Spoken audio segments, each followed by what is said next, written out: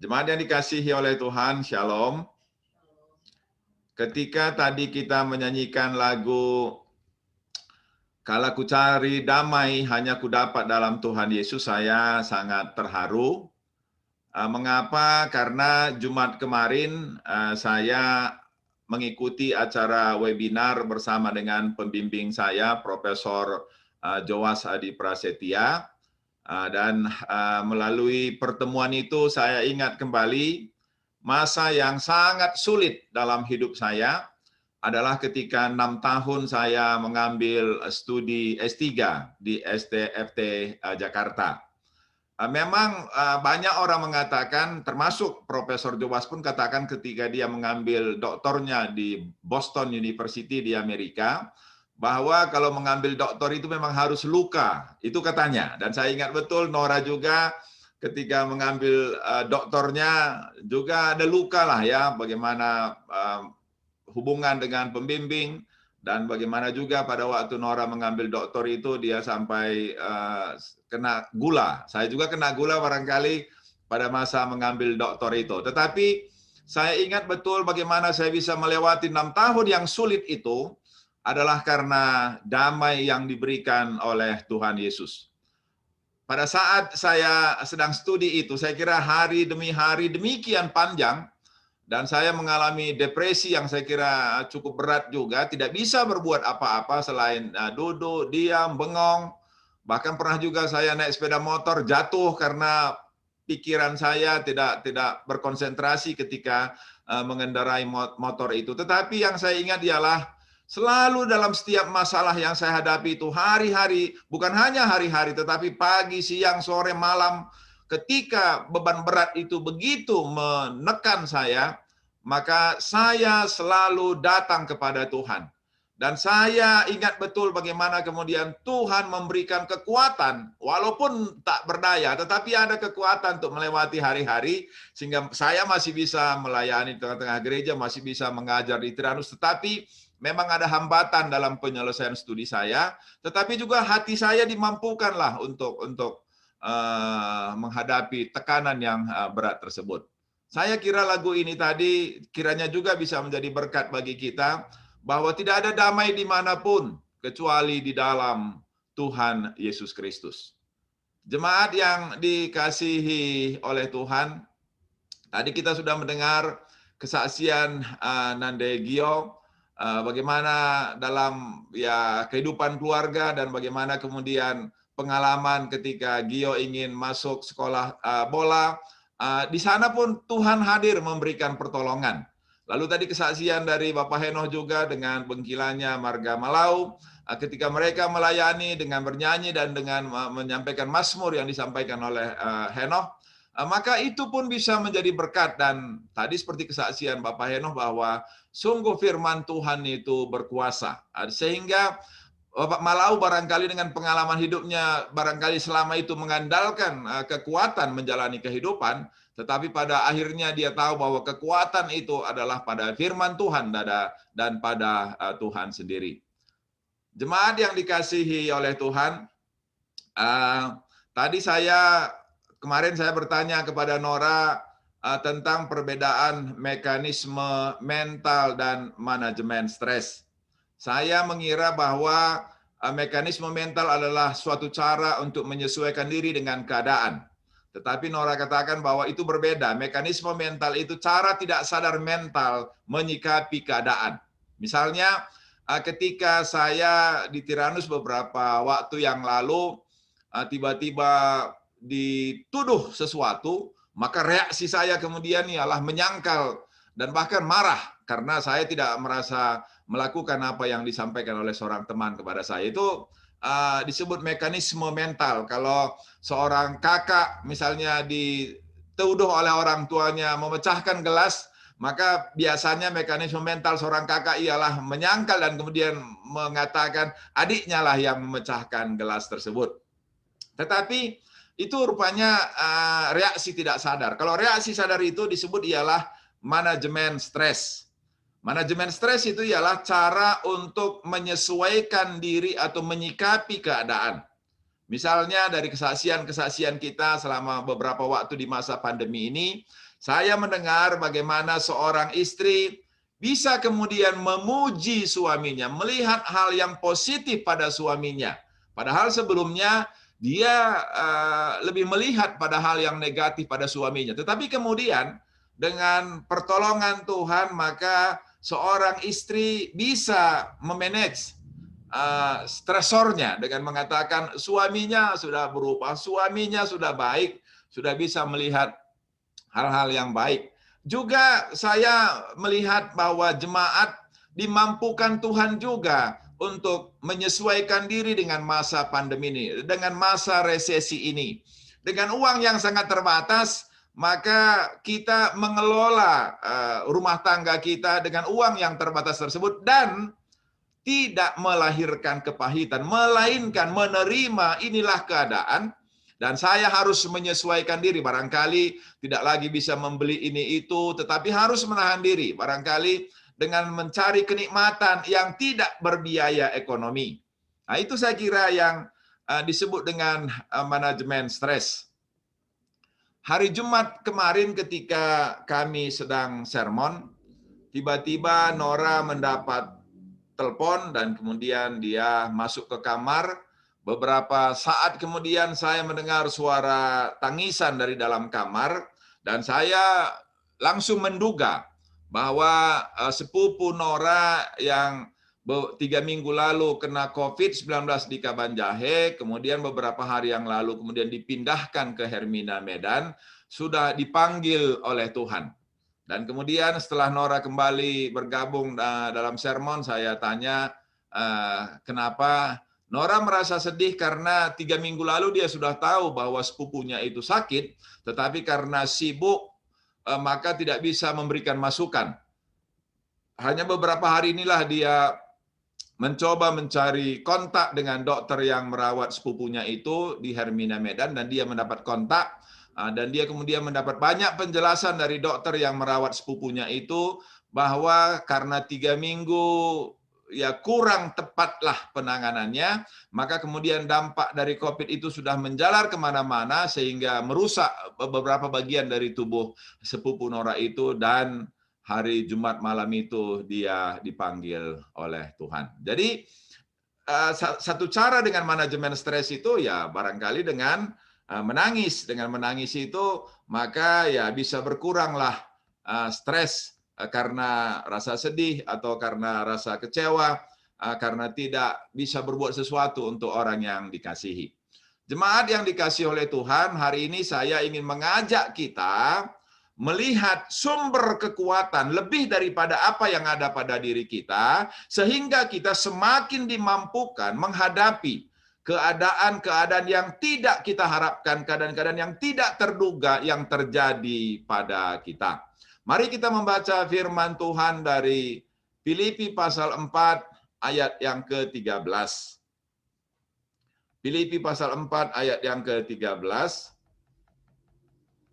Demikianlah firman Tuhan dalam Alkitab terjemahan baru. Firman Tuhan katakan, segala perkara dapat kutanggung di dalam Dia yang memberi kekuatan kepadaku. Dalam terjemahan bahasa Indonesia sehari-hari, dengan kuasa yang diberikan Kristus kepada saya mempunyai kekuatan untuk menghadapi segala rupa keadaan. Saya ingin kita melihat kembali ayat ini karena ketika misalnya ada seorang petinju Holyfield yang memakai ayat ini ketika bertarung dengan Tyson, dia memakai ayat itu dan banyak kemudian orang menafsirkan bahwa seseorang bisa mempunyai kekuatan untuk menghadapi keadaan yang tidak mudah. Tetapi yang ingin saya ajak kita melihat ialah bahwa ayat ini sebenarnya lebih berbicara tentang Dia yang memberi kekuatan, atau Dia, Kristus itu sumber kekuatan. Sehingga dalam bahasa Indonesia sehari-hari dimulai dengan dengan kuasa yang diberikan Kristus kepada saya. Kalau dalam terjemahan baru, memang subjeknya itu, awal kalimat itu dimulai dengan segala perkara dapat kutanggung. Ya, ini keterangannya, segala perkara dapat kutanggung. Kalau di dalam bahasa Indonesia sehari-hari, dengan kuasa yang diberikan Kristus kepada saya, sehingga saya berpendapat bahwa ayat ini lebih berbicara kepada Kristus sumber kekuatan. Dia yang memberikan kekuatan kepadaku sehingga segala perkara dapat kutanggung. Oleh karena itu, saudara-saudara yang dikasihi oleh Tuhan, kita sendiri sebenarnya tidak mempunyai kekuatan untuk menanggung segala atau berbagai perkara yang kita hadapi dalam kehidupan ini, tetapi Kristus memiliki kuasa dan kekuatan yang diberikan kepada kita, sehingga kita mampu menghadapi segala perkara yang terjadi dalam kehidupan kita. Ini pengalaman dari Rasul Paulus, sehingga kitab Filipi yang ditulisnya, yang ayat tadi terdapat dalam kitab Filipi, memang ada semacam paradoks. Paradoksnya ialah Rasul Paulus berada di penjara. Dan kemudian dia sendiri mengatakan penjara itu penjara yang dingin, lembab, dan dia berada di tengah-tengah. Itu artinya dia ditempatkan di tempat yang khusus atau di tempat yang lebih sulit daripada tahanan-tahanan lain.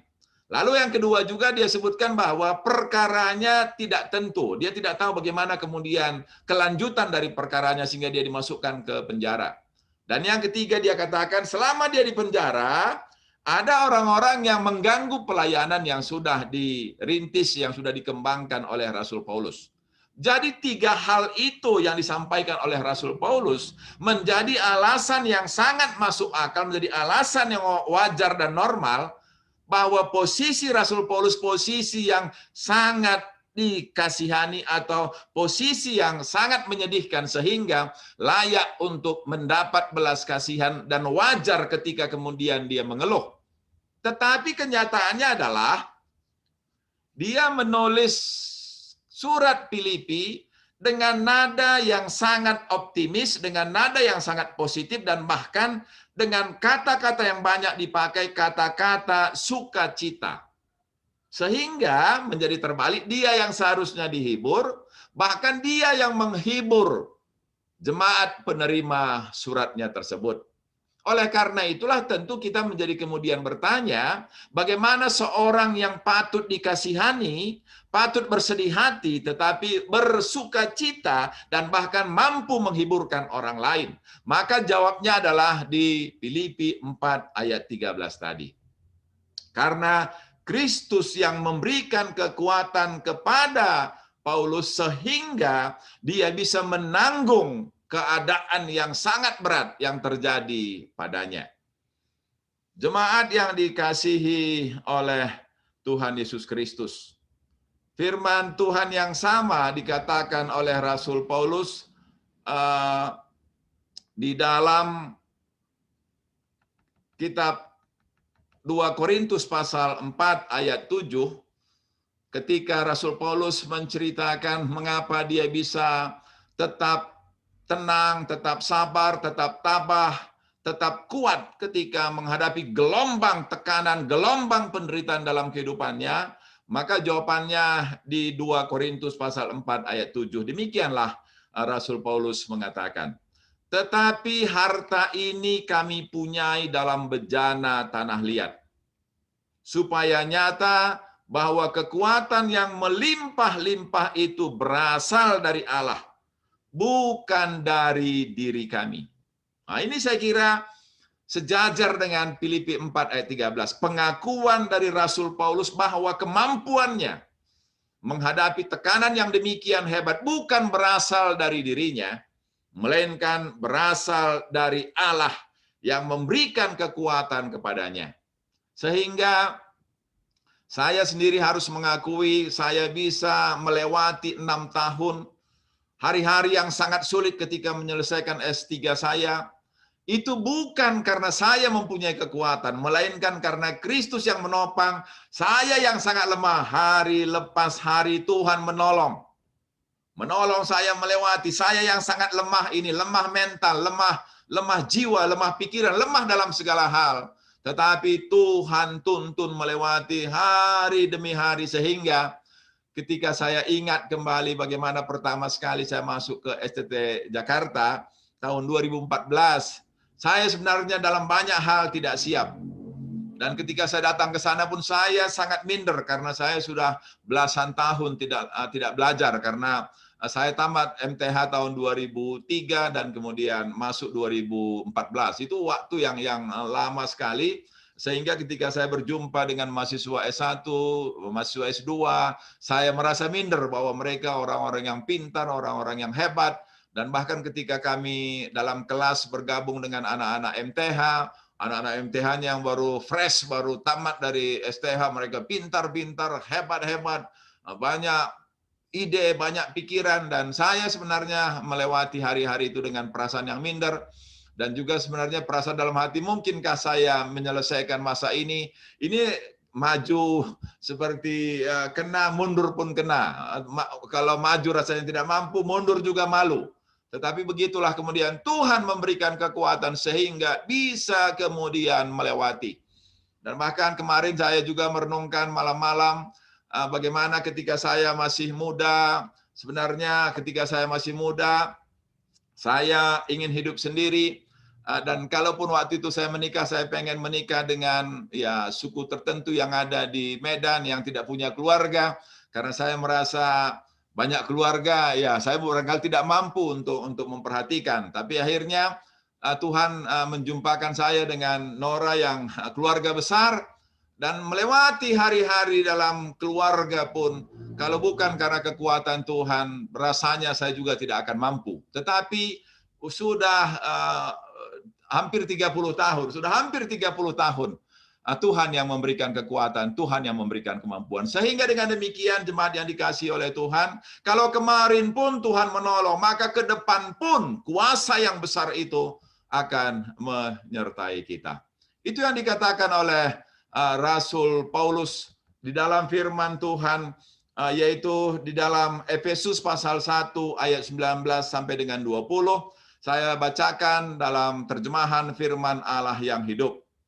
Saya berdoa supaya saudara mengerti betapa besar kuasanya untuk menolong mereka yang percaya kepadanya. Seberapa besar kuasa itu? Kuasa yang besar itulah yang membangkitkan Kristus dari antara orang mati dan mendudukkan dia di tempat kehormatan di sorga. Jadi saudara-saudara, kuasa Tuhan yang menolong kita sama besarnya, atau kuasa itulah juga yang membangkitkan Kristus dari antara orang mati dan mendudukkan dia di tempat yang terhormat di sorga. Atau kuasa Tuhan yang membangkitkan Kristus, maka kuasa itu jugalah yang memelihara kehidupan kita hari ini dan hari-hari yang akan datang. Itulah keyakinan Rasul Paulus, dan saya kira itulah juga semestinya menjadi keyakinan kita, sehingga kita tidak gentar menghadapi persoalan-persoalan yang terjadi di dalam kehidupan kita. Betapa besar kuasanya untuk menolong saudara yang percaya kepadanya.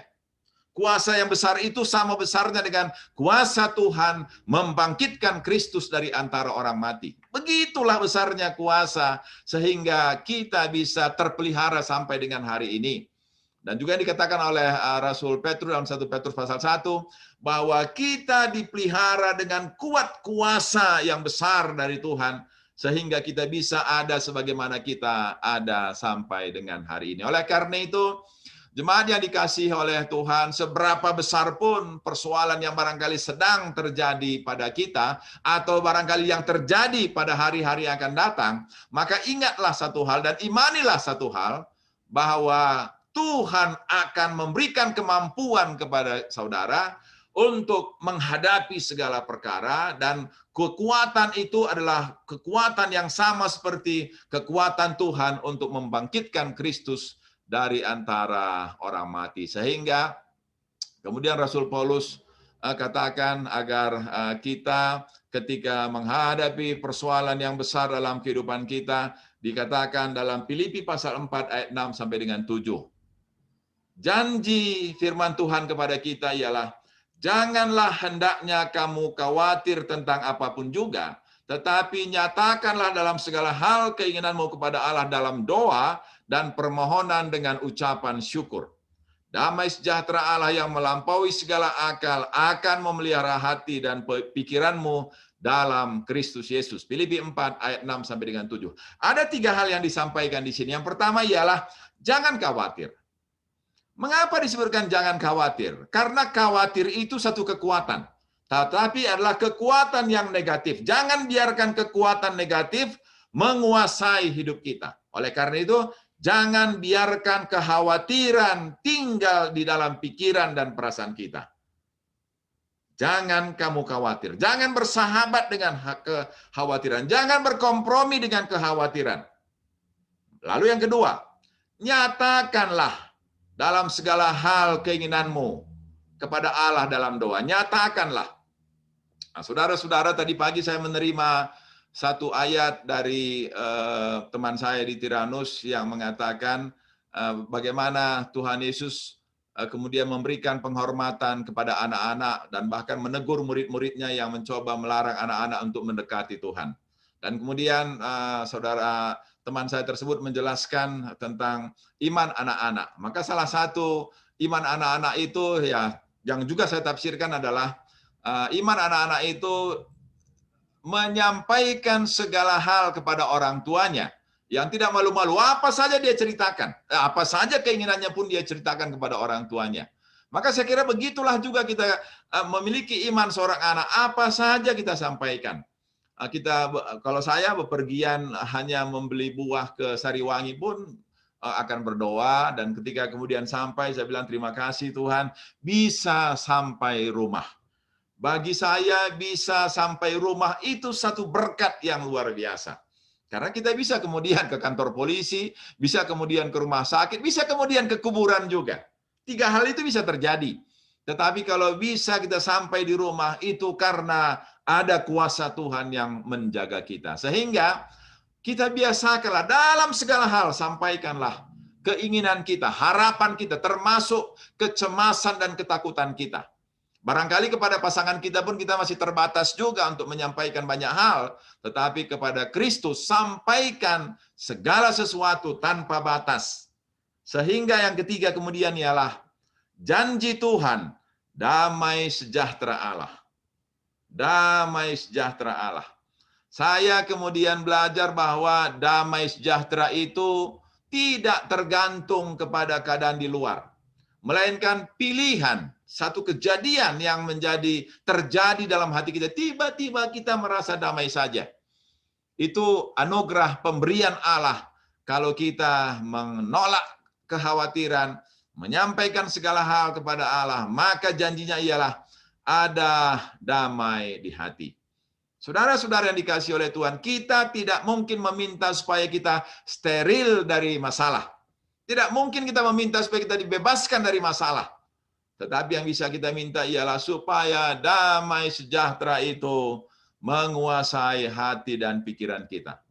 Orang bisa makan di restoran yang barangkali sekali makan 100.000, tapi belum tentu ada damai sejahtera. Tapi ada orang yang, ya saya lihat misalnya satpam di depan rumah kami, kadang-kadang saya intip mereka makan nasi putih di dalam wadah yang sudah disiapkan, lalu kemudian di atasnya ada satu bala-bala, kemudian ada garam, itu pun mereka sudah senang. Itu senang budayawi ya, karena mereka sudah menerima keadaan kehidupan, itu membuat mereka senang. Tetapi damai sejahtera itu lebih daripada perasaan senang. Dan itu Allah berikan kepada kita ketika kalau kita kemudian mau menyerahkan semua persoalan kita kepada Tuhan. Lalu kalau tadi contoh pertama tentang Rasul Paulus, saya ingin bagi juga contoh kedua dari Raja Daud. Seperti yang tadi Stefani, host kita, sudah membagikan Mazmur 27 kepada kita. Saya mau membacakan ayat 3 kepada kita. Inilah kata Raja Daud. Sekalipun tentara berkemah mengepung aku, tidak takut hatiku. Sekalipun timbul peperangan melawan aku, dalam hal itu pun aku tetap percaya. Saudara-saudara yang dikasihi oleh Tuhan, kalau tentara sudah berkemah mengepung, maka itu berarti secara manusia kekalahanlah yang akan terjadi. Tetapi kalaupun tampaknya kekalahan akan terjadi, Raja Daud katakan, tidak takut hatiku. Kemudian yang kedua, sekalipun timbul peperangan atau pemberontakan, perlawanan, dalam hal itu pun aku tetap percaya. Bagian firman Tuhan ini kemungkinan dilatari dengan 3 hal. Yang pertama ialah ketika Daud dikejar oleh tentara Saul, dan tentu Daud memiliki fasilitas yang sangat sederhana, sementara Saul memiliki pasukan yang demikian hebat, dan Saul mengejar Daud. Atau yang kedua, ketika Daud sudah menjadi raja, maka belum seluruh 12 suku itu dikuasai oleh Daud, sehingga terjadilah perang Yehuda melawan suku-suku lain. Atau yang ketiga, ketika Absalom kemudian memberontak, mengudeta Daud, sehingga Daud harus melarikan diri. Ini 3 situasi yang sangat sulit. Ini 3 keadaan Daud dalam posisi yang lemah. Tetapi dia mengatakan, memang posisinya lemah, tetapi ada Tuhan yang menjadi andalannya, yang akan memberikan perlindungan, yang akan memberikan kekuatan kepadanya. Sehingga Mazmur ini dituliskan, dan inilah satu keyakinan yang barangkali penting untuk kita miliki, sehingga walaupun tampak masalah besar di depan kita, marilah kita sama seperti Daud, tidak takut hatiku.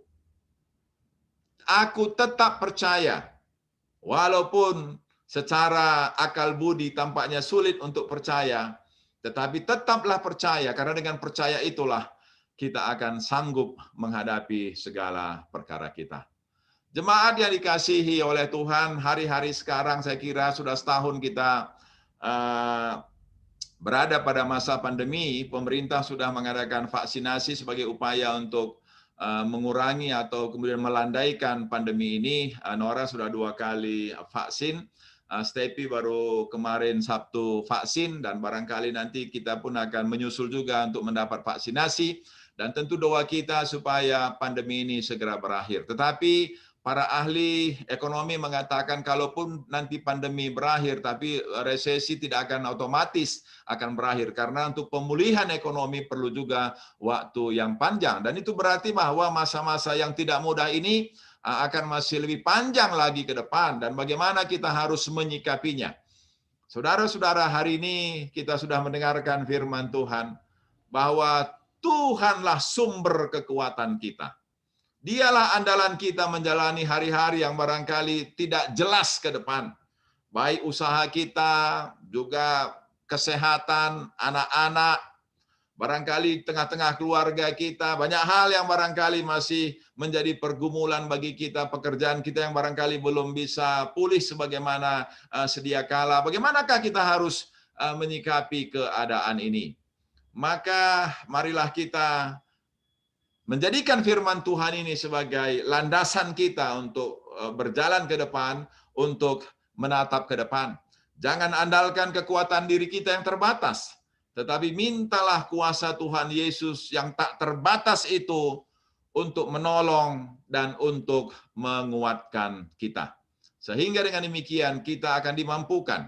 Sama seperti Rasul Paulus, segala perkara dapat kutanggung di dalam Dia yang memberikan kekuatan kepadaku. Atau seperti kata Raja Daud, walaupun pasukan musuh mengepung aku tidak takut, karena aku punya Tuhan yang akan menyelamatkan dan akan melindungi aku. Kalau kemarin pun Tuhan sudah melindungi kita, setahun ini Tuhan sudah melindungi kita, maka percayalah hari ini dan hari-hari akan datang pun Tuhan akan menolong kita. Kitalah biji matanya. Tuhan mengasihi kita. Dia rela mati di atas kayu salib untuk menebus kita.